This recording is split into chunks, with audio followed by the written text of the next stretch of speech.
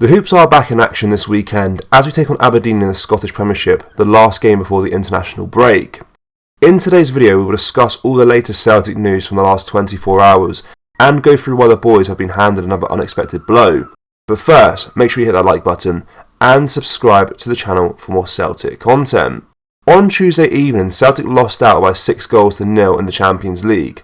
Atletico Madrid were on form as the boys were swept aside. An early red card to Dyson Maeda undoubtedly altered the flow of proceedings, and Liam Scales claims the Hoops showed a lack of experience in the situation.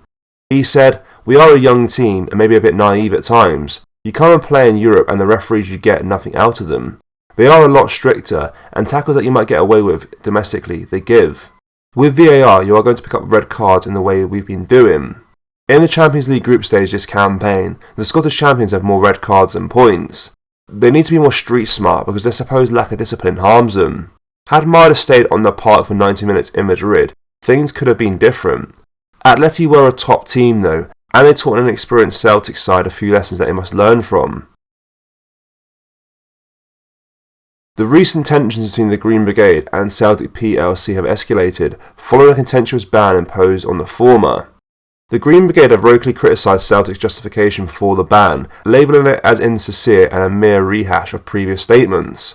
This dispute primarily revolves around the Green Brigade's belief that their support of Palestine is the underlying reason for their ban. However, Celtic has firmly denied this, attributing the ban to safety concerns and various inappropriate behaviours allegedly exhibited by some members of the group. Despite this standoff, the Green Brigade have decided to refrain from issuing further public statements and has criticised Celtic for their perceived reluctance to engage in direct dialogue. The group has threatened to initiate a day of action involving Celtic fans if their access to the stadium remains restricted by the end of November. Those specifics of this plan remain unclear. Potential actions could mirror those of the boys' ultra group, which previously staged a walkout, or could involve protests outside the stadium. As it stands, the Green Brigade seem to demonstrate little acknowledgement of their potential role in the issues leading to their suspension. This stance, if maintained, might unfortunately prolong their exclusion from games. It's a complex situation where the passionate involvement of fans is evident, but there's an urgent need for constructive dialogue. Both Celtic and the Green Brigade need to find a middle ground, acknowledging respective concerns and responsibilities to resolve this impasse. After all, the exclusion of dedicated supporters from games is a loss for the entire football community, and a solution that respects both safety and right of fans is essential. Maeda has joined Raul Hatate and Abida on the long-term injury list this week, with Celtic manager Brendan Rodgers confirming the Japanese winger had sustained an injury in the game against Atletico Madrid. Maeda was sent off during the game unjustly, with many believing VAR's overreach and use of freeze frame to stitch up the Celtic star. The challenge he was sent off for was indeed the challenge that has sidelined Dyson up until Christmas. It's a massive blow for Celtic and Brendan Rodgers, with Maeda playing a lot of minutes already this season for the club. His drive and pace have been pivotal at points to ensuring Celtic created the gap they have at the top of the table. We now have to most certainly rely on Palmer, Yang and James Forrest to get us through the next bit before Abida and Maeda return. Could there also be a chance for Rokovata to come back into the first team fray as a backup winger? Rodgers made it clear to the youngster at the start of the season that he wouldn't be getting a chance this term, however things changed. Former Celtic defender Kolo Toure has revealed he knew the Celtic team would go unbeaten in the 2016-17 season. Toure also went unbeaten in the 2003-04 Premier League season with Arsenal, making him a historic player for having gone unbeaten in 2 separate seasons with Celtic and Arsenal, an incredible feat which neither side has since been able to replicate. Toure joined Celtic in July 2016, having played for Brendan Rodgers at Liverpool. The Irishman's relationship with Toure clearly played a vital part in this signing for Celtic. Toure was not offered a new playing deal at Celtic the following summer and retired. He did join the Celtic coaching staff in September 2017, but left for Leicester City with Rodgers in February 2019. In Toure's one season at the Hoops, he was a great servant and contributed greatly, playing 17 games that year. As the season went on, Toure's appearances were limited, only making one after January in the Scottish Cup against Inverness. Toure will go down in Celtic history, but having contributed to a historic and unprecedented season, and it's clear that he has fond memories of his time at Celtic.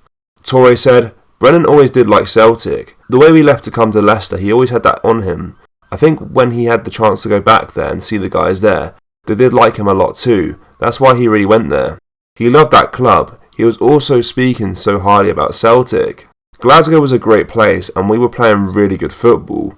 We went invincible there as well, a full season without losing a game, which was really special.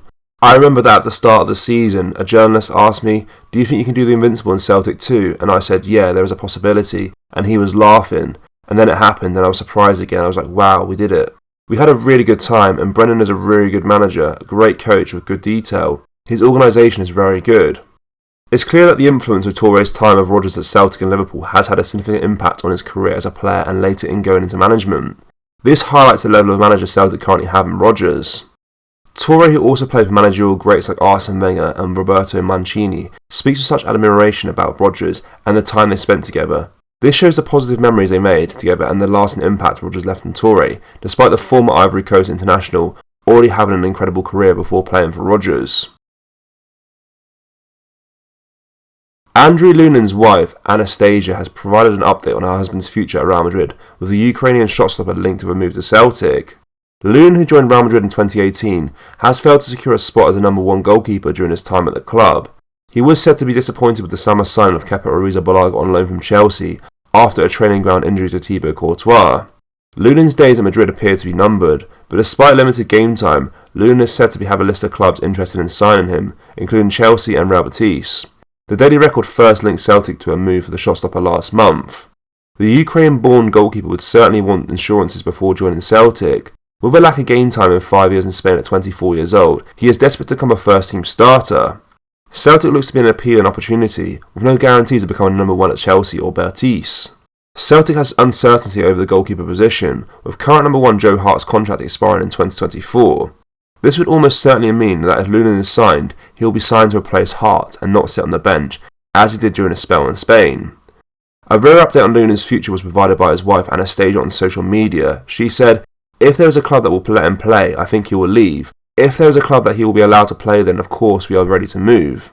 This update on Lunen's willingness to move shows that Celtic could pull off an incredible signing in January, with a shotstopper in the similar position to Hart, as both their contracts expire in the summer of 2024.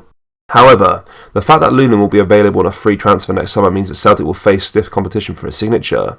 There's possibility of clubs bidding on him in January for a reduced fee, with Madrid preferring to receive a reduced transfer fee for Lunen in January, rather than no transfer fee in July.